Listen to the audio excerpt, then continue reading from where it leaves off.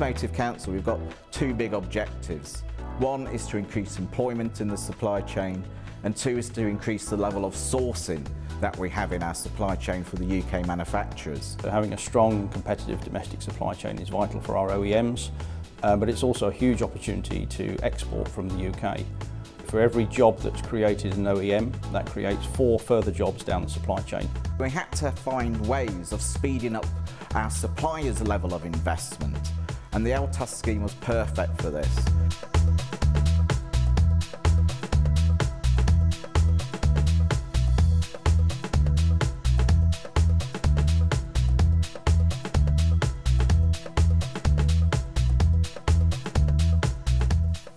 Well, in the 2 financial years since we started the programme, we've grown turnover by 26%.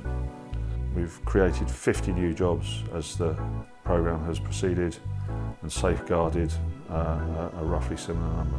The rate we're growing at the moment, then we expect to be double the size we are in 5 years' time. The net saving to the business in terms of hard savings, in terms of improving productivity, reducing waste and scrap, etc., we estimate in the first 12 months has delivered over £300,000 worth of savings.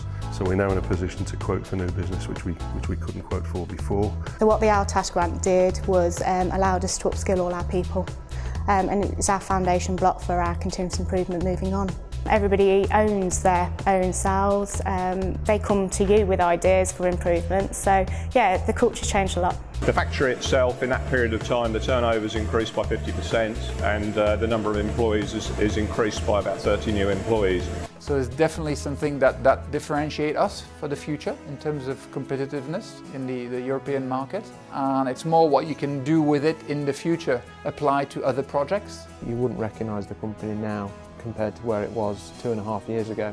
The funding has freed us up to do things and make developments that we would not have been able to achieve in any other way. We've moved from what was a £6 million turnover company to a £10 million turnover company. It's given our supply base in the UK a greater level of resilience, a greater level of confidence, and ultimately the ability to compete with new contracts as they come up. We've proven that we don't need to throw tens and tens of millions of pounds at this kind of stuff. We can have a big impact with a relatively small amount of money across lots of companies. And I think the vital thing or the clever thing to do is to figure out what is it that makes those companies more competitive, how will they win more orders from both current customers and new customers, and how do we focus on building their capabilities to directly improve that competitive performance.